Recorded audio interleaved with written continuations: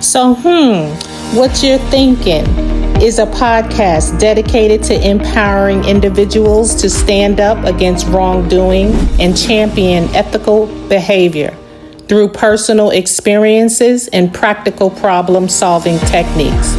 We tackle challenging topics with honesty and insight, welcoming all perspectives, regardless of race, age, political views, or belief.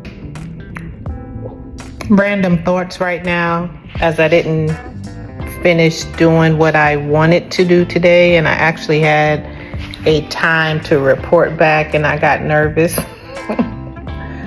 And I wanted to share something is from me to you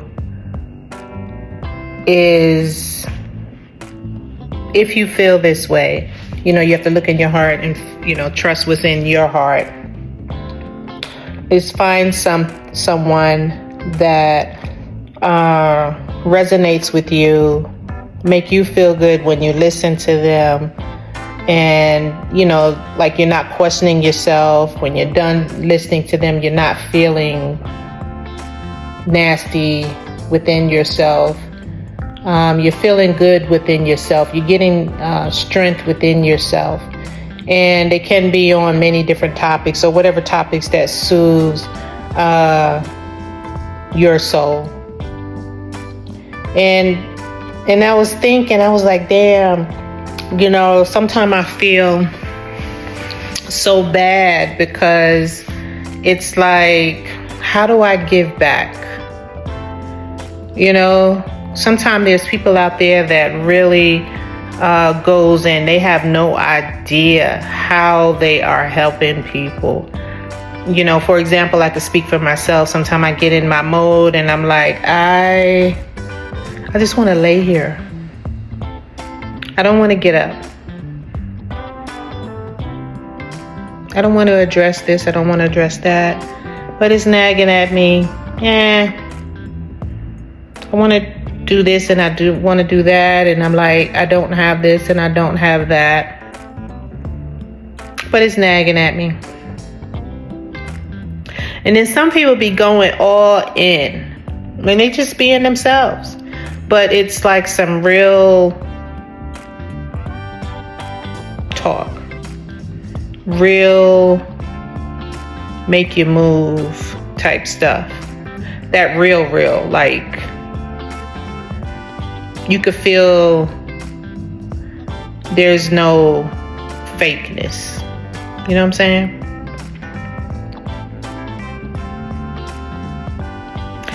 And going back to where I say, I wish I could give back. I remember someone that had helped me at one time, and I mentioned that, and they was like, think about it. If someone called you right now and they needed you right now, what would you do?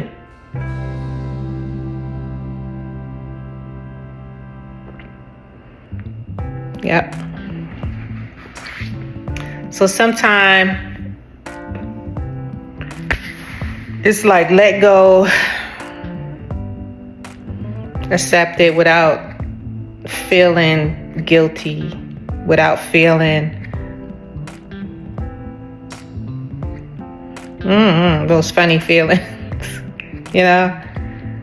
So I just wanted to share that today. But also, I have something else on my mind something else really I had on my mind today, and I was like, I don't know how to present it, but I'm gonna go ahead and present it.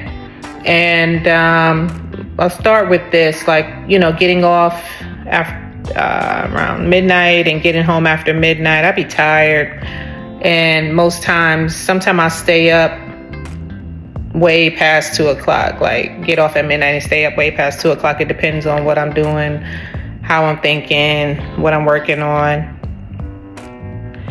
And sometimes it'll hit me and I be real tired and I can't do anything. And so, like, I have certain videos I watch and put it on and, maybe fall asleep on. And one night, there was a longer video And I tried to stay up and watch this here person, the female representative. And then I woke back up, and it just, on TikTok, the video will play over and over and over and over and over again on repeat. Unless you swipe away. But I was like, why I'm listening to this? And the person said, it don't matter what party you represent. It don't matter who you are for.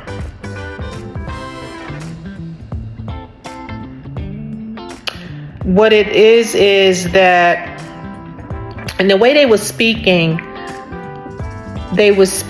like, I'm gonna use the phrase, the common enemy.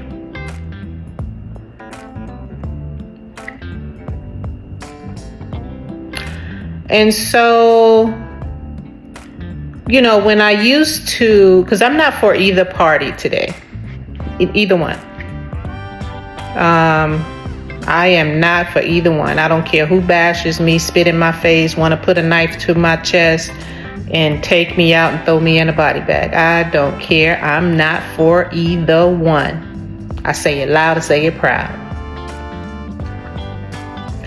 And so, and that's my choice and my mind and how I feel. And I don't need you. So anyway, I was thinking about that today, and listening to Jasmine Crockett is who I was listening to. And she was playing over and over again while I was sleeping. I wake up, and I was sleeping, I wake up. I was like, something's up with this message. I want to listen to it. But she gave my, total respect when she said, it don't matter who you are for. And then today, I thought about the common enemy. And then I thought about Malcolm X.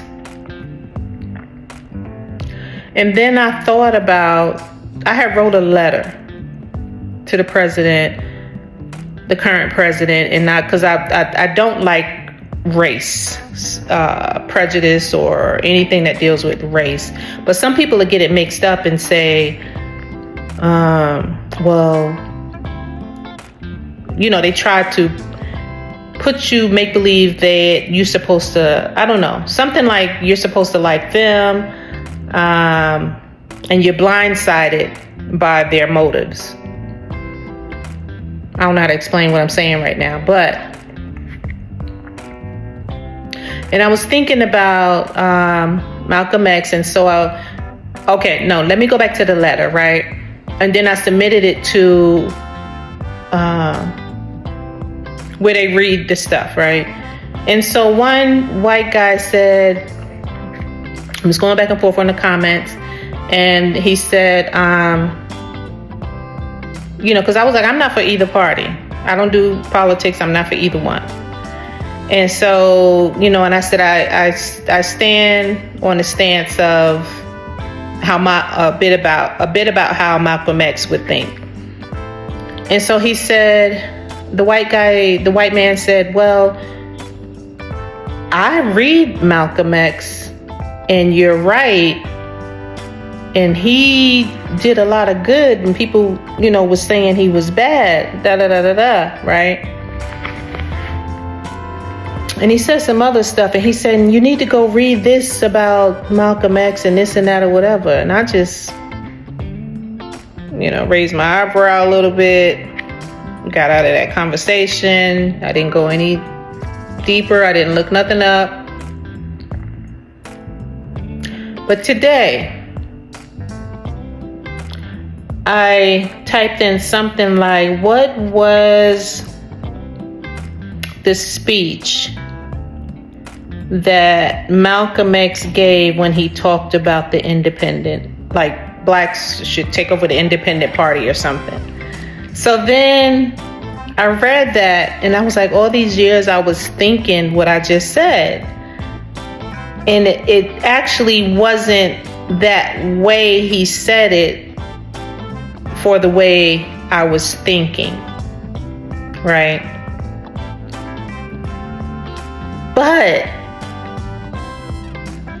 I was like, you know, with all the hate and the this and the that going on, right?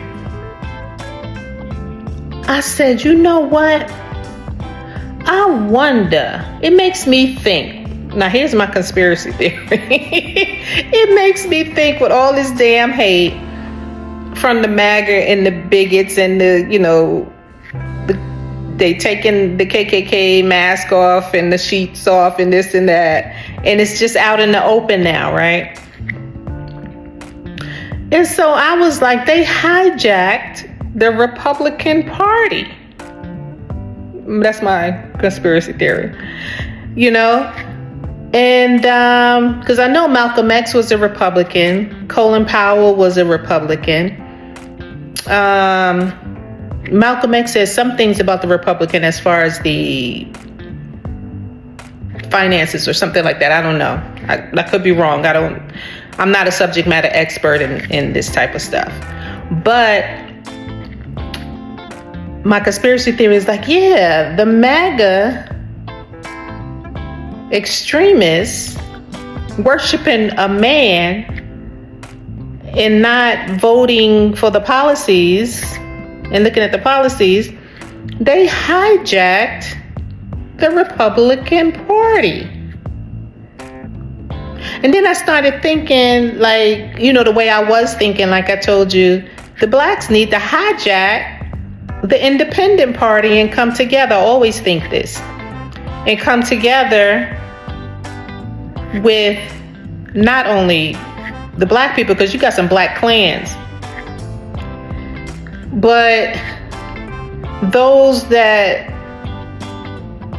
are not for the common enemy. Those that understand and know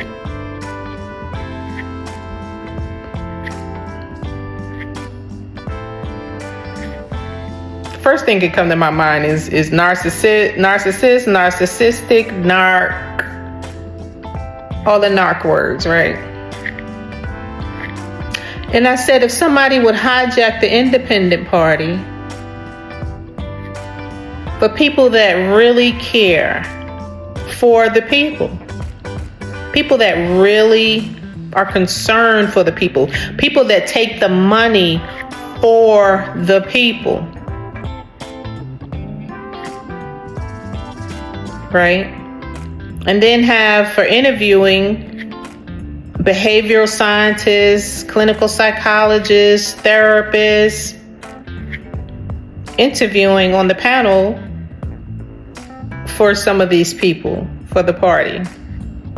And that's just my wild brain going berserk right now, but seriously. And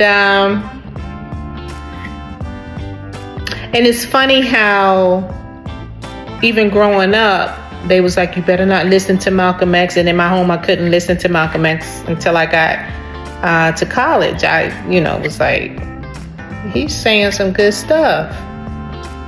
But then I'm thinking they listened to him and took his advice for their motives, their ulterior, insidious motives, and think that they are winning behind that, right? And hijack the whole goddamn party.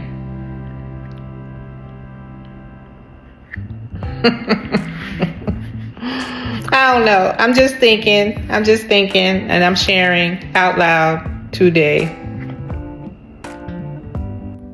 Oh, I did want to add, as far as all this political stuff, is that sometime, regardless of who's who and what party they belong to, if you're about some serious stuff and looking forward to have serious changes, it doesn't matter who's who. sometimes you're able to twist an arm. And don't even have to get towards twisting an arm. But sometimes you can get somebody to go, okay, we're going to do this.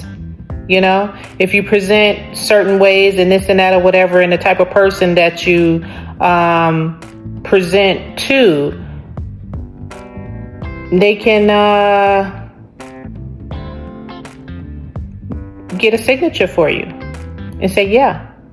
So it's not so much of, you know, you're going to have some that are different than you, that don't look like you, walk like you, talk like you, act like you, vote like you, think like you.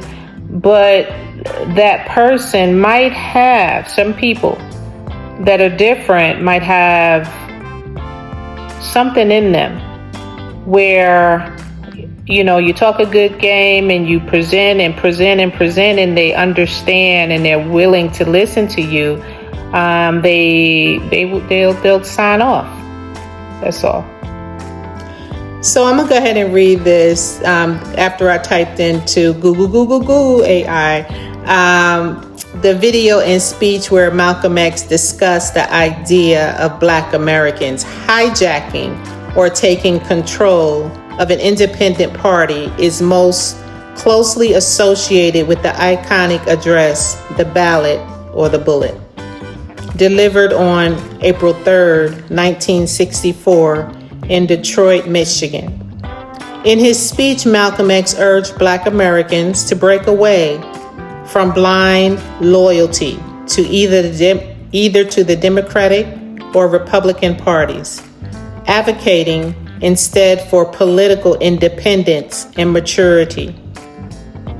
He criticized both major parties for exploiting Black voters and failing to deliver on their promises, emphasizing that Black people should use their voting power strategically and, if necessary, form an independent political bloc or party to advance their interests.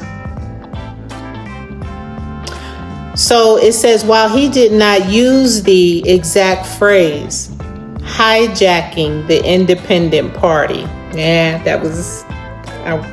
thought it wrong. Malcolm X's message in his speech was clear.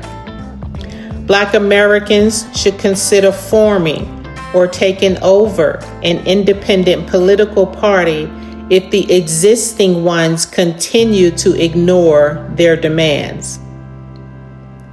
He warned that if the government continued to block Black people from exercising their rights, more radical action might be necessary,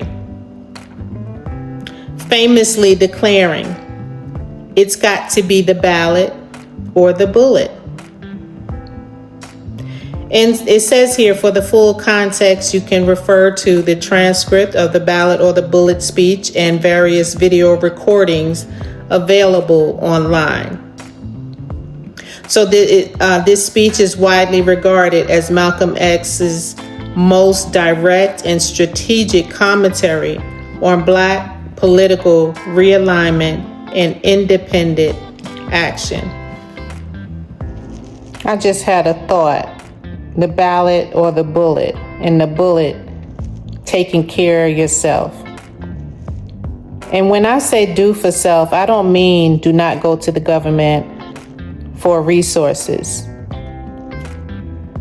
The rich go to the government for loans to get richer and get on their feet.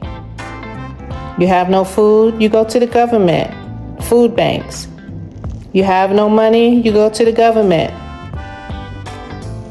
You ready to start your business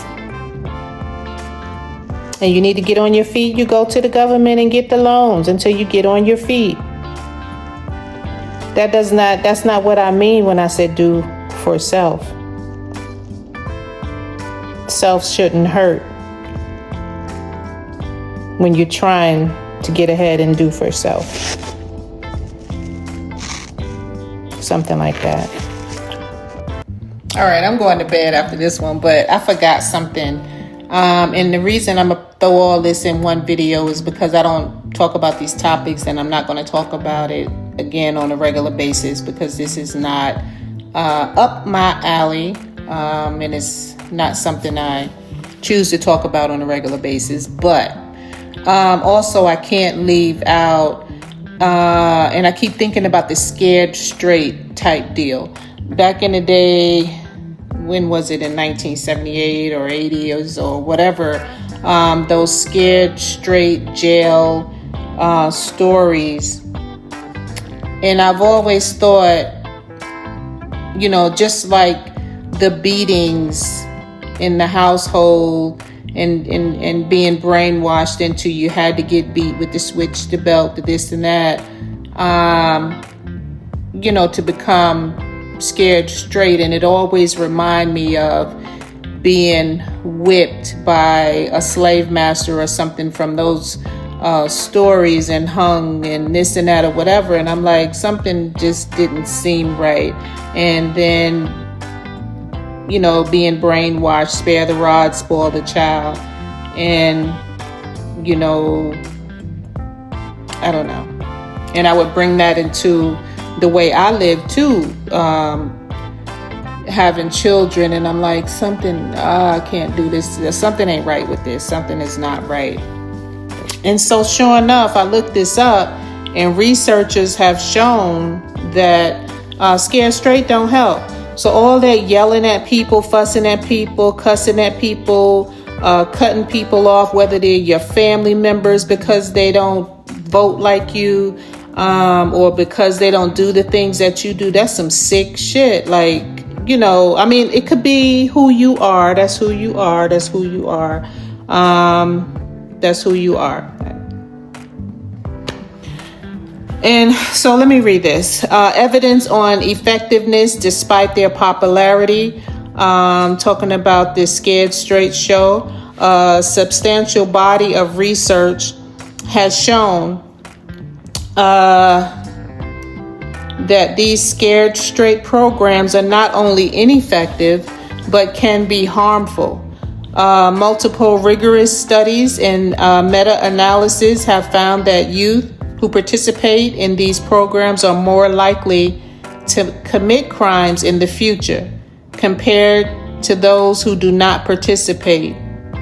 Increases in crime rates among participants have ranged from 1% to 28%. A Cochrane review, COCHRANE review, found that kids exposed to Scared Straight programs were about 70% more likely to offend than those who did not go through such programs. And now I'm thinking about the DARE program with the drugs in the schools. When my kids came up, it was called the DARE, DARE program. The programs often traumatize youth, exposing them to intense fear, humiliation, and sometimes even glorification of criminal behavior, which can reinforce negative identities rather than deter crime. Critics and juvenile justice experts argue that these programs fail to address the root causes of delinquency, such as trauma, poverty, and social exclusion, and instead rely on shock and intimidation, which do not produce lasting positive change. Criticism and policy shifts.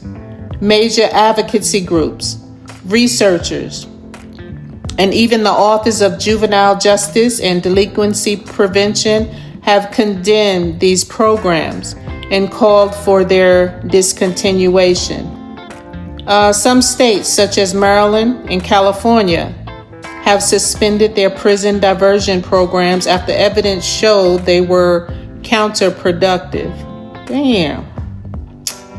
Despite the evidence, these shows remain popular in the media, largely due to their dramatic and sensational presentation rather than their effectiveness. Ay, ay, ay. And the reason I say damn is because,